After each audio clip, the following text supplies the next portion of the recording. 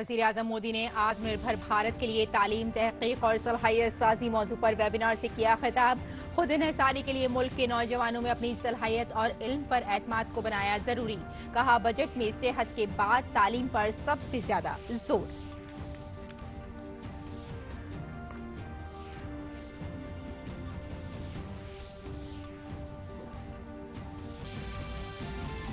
गुजरात के बल्दियाती चुनाव में बीजेपी की तारीख साज जीत। म्यूनिसिपल, जिला और तालुका पंचायत इंतखाबात में कांग्रेस का हुआ सफाया।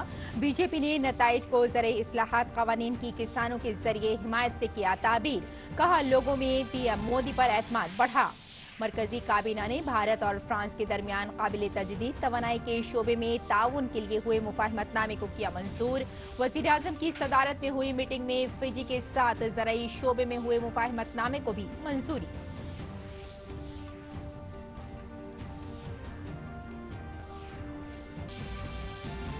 कोरोना वैक्सीन देने की मुहिम का दूसरा मरहला जोरों पर। सदर जमहूरिया रामनाथ कोविंद ने लगवाई वैक्सीन की पहली खुराक। अब तक 1,56,00,000 से ज्यादा लोगों ने लगवाई कोरोना से बचाव की वैक्सीन।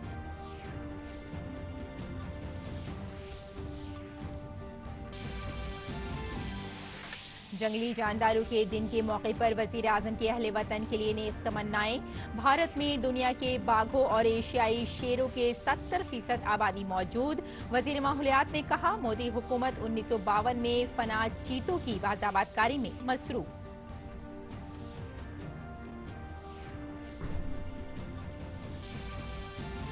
और भारत और इंग्लैंड के दरमियान 4 टेस्ट मैचों की सीरीज का चौथा और आखिरी मैच कल से अहमदाबाद के नरेंद्र मोदी स्टेडियम में। जीत या ड्रॉ से टीम इंडिया को मिलेगा आलमी चैंपियनशिप का फाइनल के टिकट। हार से बिगड़ेगा खेल।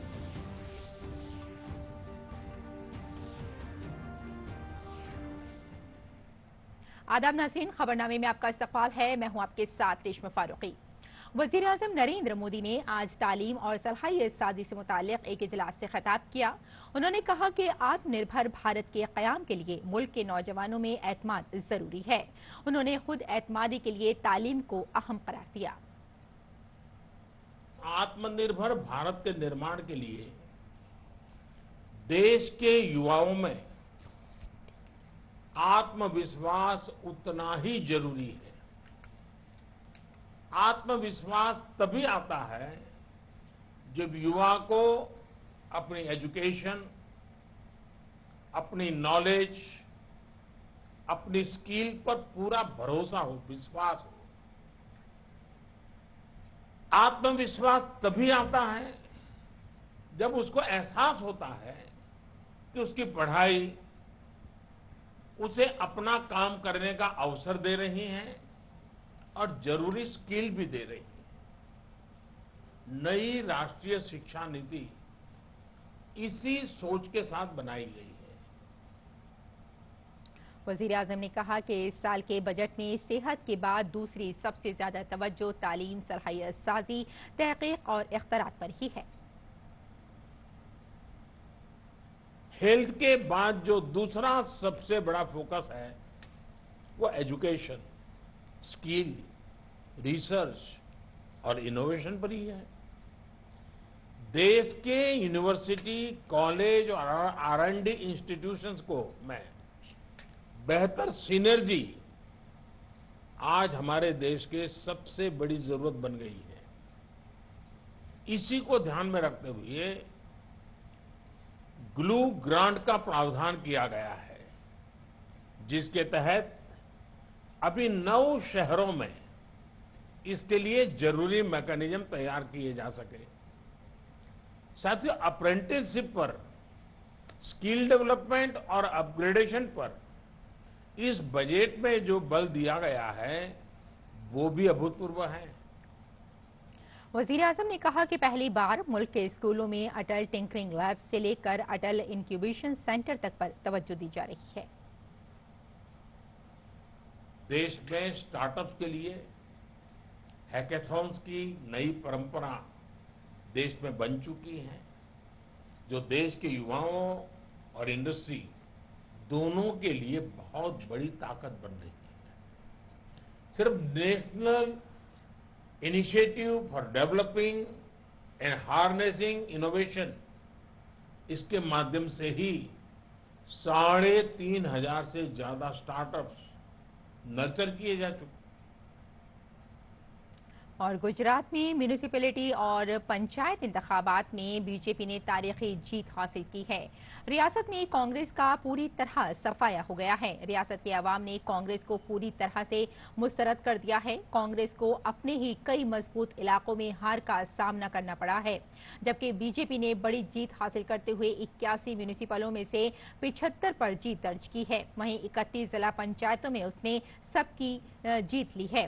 कांग्रेस की हालत का अंदाजा इससे लगाया जा सकता है कि गुज़िश्ता इलेक्शन में जिला पंचायतों में बीजेपी को सिर्फ 8 सीटें ही मिली थीं, जबकि कांग्रेस को 23 सीटें हासिल हुई थी। वजीर आजम नरेंद्र मोदी ने कहा कि पूरे गुजरात में म्यूनिसिपल, जिला पंचायत और तालुका पंचायत इंतखाबात के नताइज एक वाज़ेह पैगाम देते हैं कि गुजरात बीजेपी के तरक्की और अच्छी हुक्मरानी के एजेंडे के साथ है और बीजेपी के तय भरोसेमंद और मोहब्बत के लिए गुजरात के लोगों को मुबारकबाद पेश करता हूं।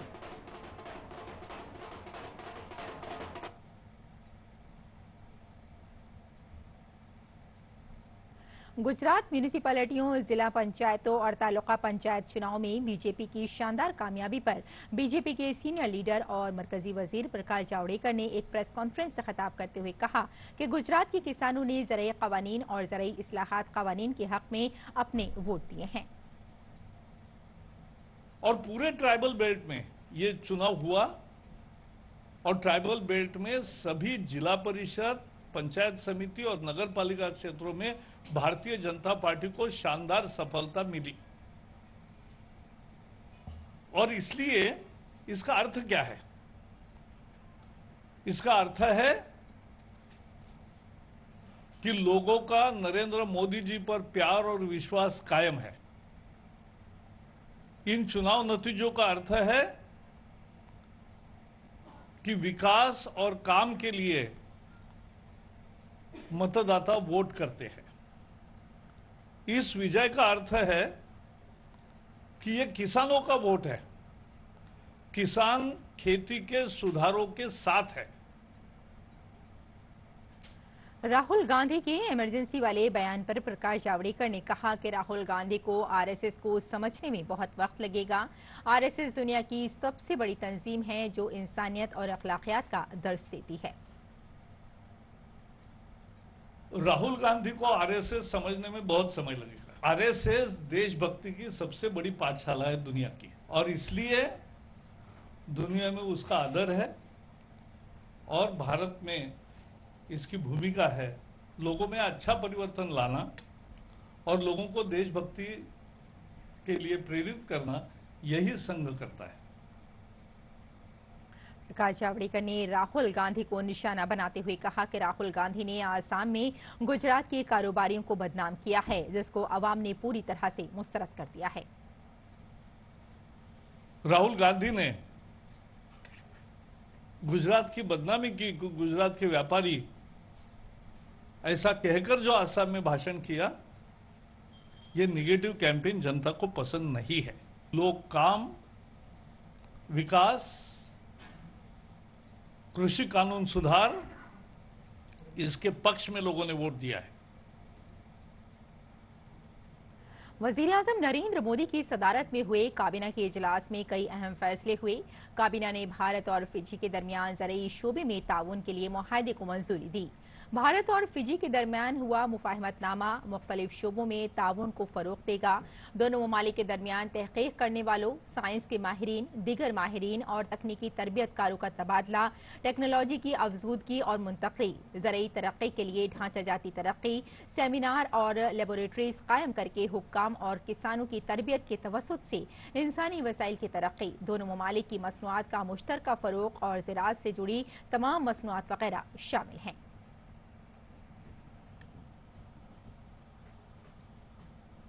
मरकजी काबीना ने काबिल तजदीद तवानाई ताउन के शोबे में भारत और फ्रांस के दरमियान हुए मुआहदे को मंजूरी दे दी है। वजीर आजम ने मुआहदे पर खुशी का इजहार किया है। मुआहदे पर जनवरी 2021 में दस्तखत किए गए थे। मसावात और बाहमी ताल्लुकात के बुनियाद पर नई और काबिल तजदीद तवानाई के शोबे में दो तरफा ताउन को फरोग देने के लिए ये मुआहदा अहम ख्याल किया जा रहा है। इस मुआहदे में शमसी, फिजाई, हाइड्रोजन और बायोमास तवानाई से मुताल्लिक टेक्नोलॉजी शामिल है। दोनों मुल्कों के दरमियान टेक्नोलॉजी के लेन देन से साल 2023 तक 450 गीगावाट काबिल तजदीद तवानाई सलाहियत का हदफ हासिल करने में मदद मिलेगी। और कोरोना इन्फेक्शन को खत्म करने के लिए मरकजी हुकूमत मुकम्मल तौर पर मसरूफ है। कोविड-19 के खिलाफ वैक्सीनेशन मुहिम का दूसरा मरहला मुल्क भर में तेज रफ्तार से जारी है। सदर जमहूरिया रामनाथ कोविंद ने आज दिल्ली के फौजी अस्पताल में कोरोना वैक्सीन की पहली खुराक ली।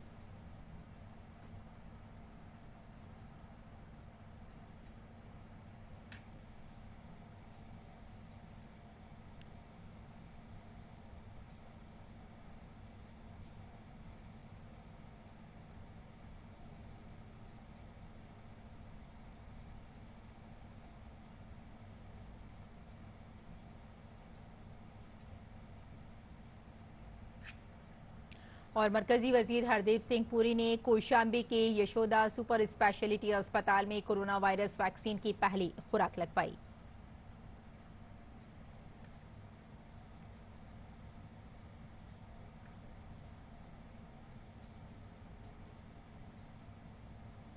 मेघालय के गवर्नर सत्यपाल मलिक ने शिलांग में कोरोना वैक्सीन की पहली खुराक ली।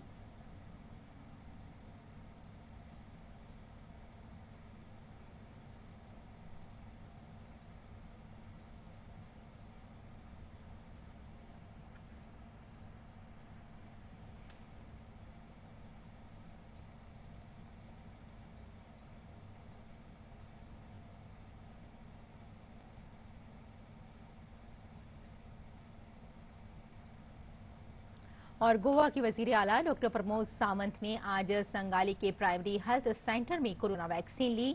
वैक्सीन लेने के बाद गोवा के वजीर आला ने कहा कि गोवा के सरकारी अस्पतालों में कोरोना की वैक्सीन मुफ्त दी जा रही है और 14 निजी अस्पतालों में 250 रुपए की शरह से वैक्सीन लगाई जाएगी। वजीर आला सावंत ने वैक्सीन लगवाने के लिए जुमरे में आने वाले सभी अफराद से अपील की।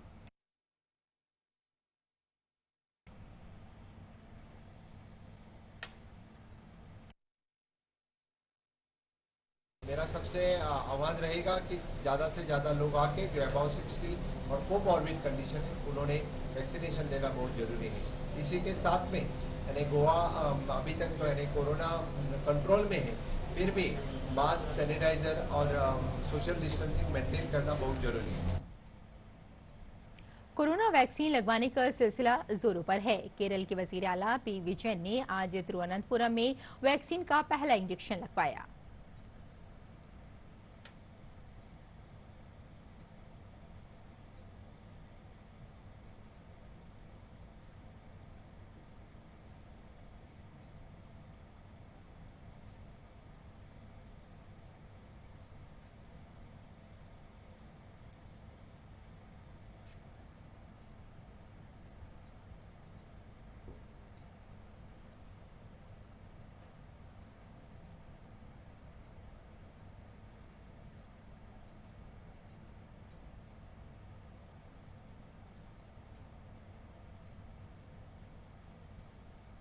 मशहूर क्रिकेटर कपिल देव ने भी दिल्ली के ओखला इलाके में वाक़ई स्कॉट्स फोर्ट्स अस्पताल में कोरोना की वैक्सीन लगवाई।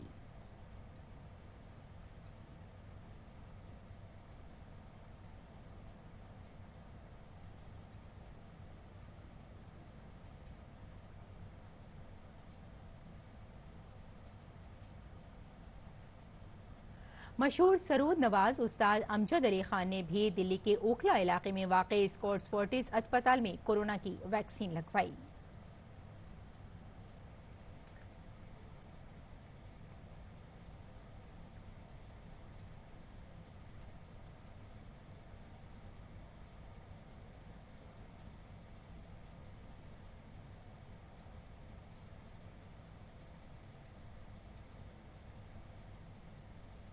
हुकूमत ने सभी निजी अस्पतालों को कोरोना वैक्सीन लगाने की इजाजत दे दी है। इसका मकसद वैक्सीन देने के अमल को तेज करना है। मरकजी वजारत सेहत ने कहा कि सभी निजी अस्पतालों को वैक्सीनेशन मरकज के तौर पर काम करने की इजाजत दे दी गई है। शर्त यह है कि उनके पास वैक्सीन लगाने के लिए जरूरी मुलाजमीन, वैक्सीन लेने वालों की निगरानी के लिए मुनासिब इंतजाम, कोल्ड चेन और वी एक्शन नजर आने की सूरत में इलाज का इंतजाम हो। वजारत सेहत ने रियासतों से वैक्सीनेशन मुहिम में 3 सेहत स्कीमों के पैनल में शामिल और मुकर्ररा मेयारात पर अमल करने वाले निजी अस्पतालों की सलाहियत का ज्यादा से ज्यादा इस्तेमाल करने को कहा है। इन स्कीमों में आयुष्मान भारत, प्रधानमंत्री जन आरोग्य योजना, मरकजी हुकूमत सेहत स्कीम और रियासती हुकूमत बीमा स्कीम शामिल हैं। तमाम रियासतों से कहा गया है कि वो वैक्सीन की जखीरा अंदोजी न करें क्योंकि इसकी कोई कमी नहीं है। वैक्सीन मैत्री के तहत मेड इन इंडिया वैक्सीन कल कई और ममालिक पहुंच गई है। वजीर खारजा डॉक्टर एस शंकर ने ट्विटर के जरिए बताया कि मेड इन इंडिया की वैक्सीन कंबोडिया पहुंच गई है।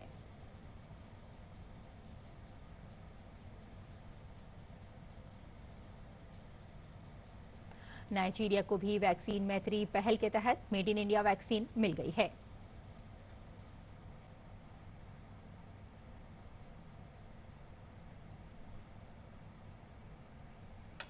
Made in India vaccine Angola भी पहुंच गई है। वैक्सीन लेकर एक परवाज आज लुआंड्रा एयरपोर्ट पहुंची।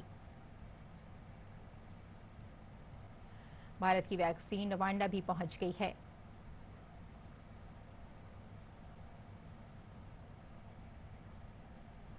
कर्नाटक के वजीर आला PS येदियुरप्पा ने आज रियासती वजीर रमेश जारकहिलो का इस्तीफा मंजूर कर लिया है। कर्नाटक के वजीर दाखिला बिस्वराज बोम्बई ने कहा कि इस मामले में मुबैना CD की जांच की जाएगी। काबिल जिक्र है कि CD इलाकाई चैनलों पर नश्र की गई थी और एक समाजी कारकुन ने वजीर के साथ CD में नजर आने वाली खातून की जानिब से शिकायत दर्ज करवाई है।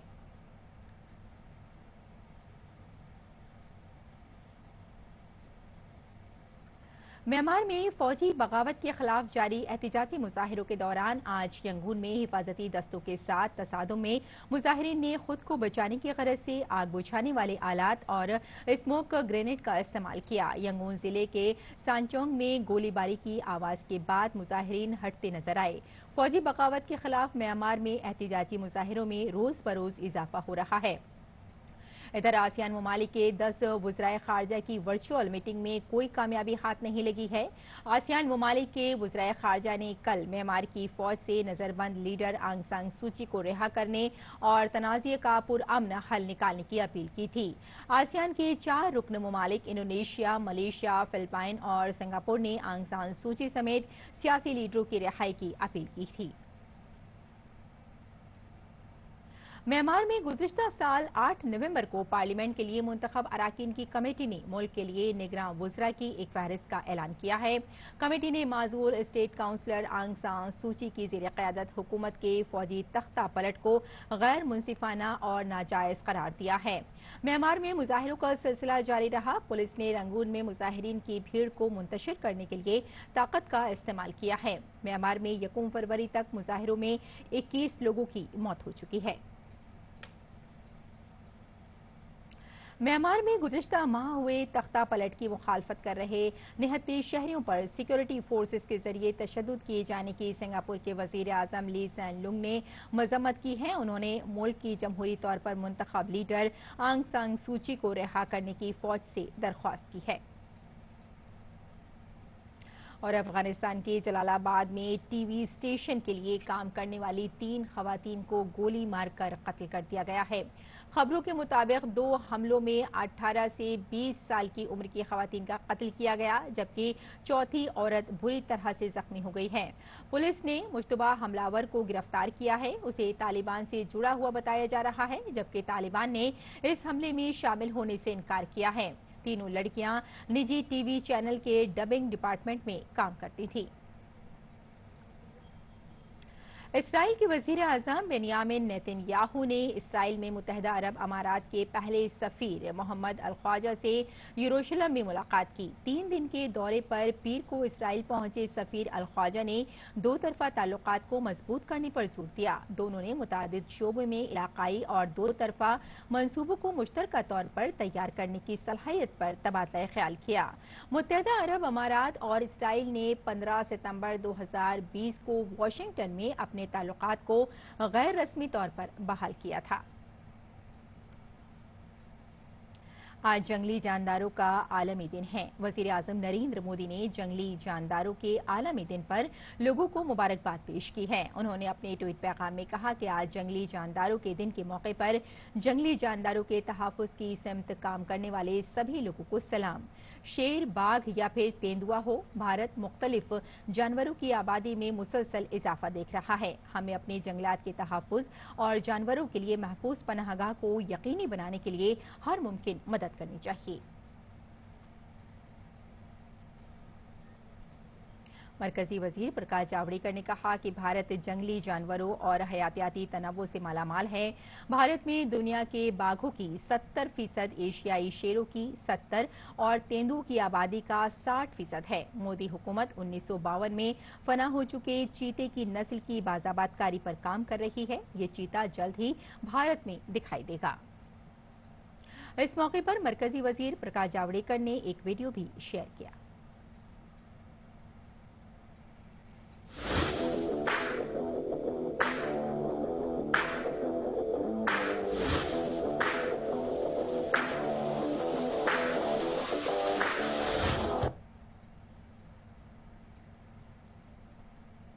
आज कुव्वते समात के आलमी दिन के मौके पर मरकजी वजीर सेहत डॉक्टर हर्षवर्धन ने all India institute of speech and hearing के जरिए कायम 6 आउटरीच सर्विसेज मराकज का इफ्तिताह किया। इस दिन का मकसद सुनने की कुव्वत की सलामती और बहरेपन से बचाव के लिए बेदारी मुहिम फैलाना है। इस साल यौमी समात 2021 की थीम है हेयरिंग केयर ऑफ ऑल, जांच, बाजाबातकारी और मुकालमा। भारत सरकार ने all India institute of speech and hearing Mysuru के पैटर्न पर उन्हीं के साथ जुड़े हुए 6 आउटरीच सेंटर्स का उद्घाटन किया है। लोगों की सुनने की शक्ति को प्रिजर्व करना, उसके लिए प्रिवेंशन और ट्रीटमेंट, इसको सुलभ ढंग से उपलब्ध कराना। हमारी कोशिश होगी कि राष्ट्रीय स्तर पर उसी तरह की योजना बनाकर हम उसी तरह के प्रोग्राम को भारत के अंदर आगे बढ़ाएं।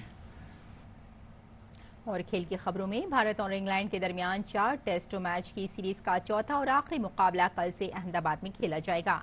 भारत ने सीरीज के तीसरे मुकाबले को 10 विकेट से अपने नाम कर लिया था और टीम 2-1 से सबकत बनाए हुए है। टीम इंडिया के लिए आखिरी टेस्ट बेहद अहम है। टीम को किसी भी तरह मैच जीतना होगा। इधर इंग्लैंड की टीम भले ही टेस्ट चैंपियनशिप के फाइनल की दौड़ से बाहर हो गई हो, लेकिन टीम के पास मैच जीतकर सीरीज को ड्रॉ कराने और भारत का खेल खराब करने का मौका होगा। तो नाज़रीन, खबरनामे में फिलहाल इतना ही। इजाजत दें। आदाब।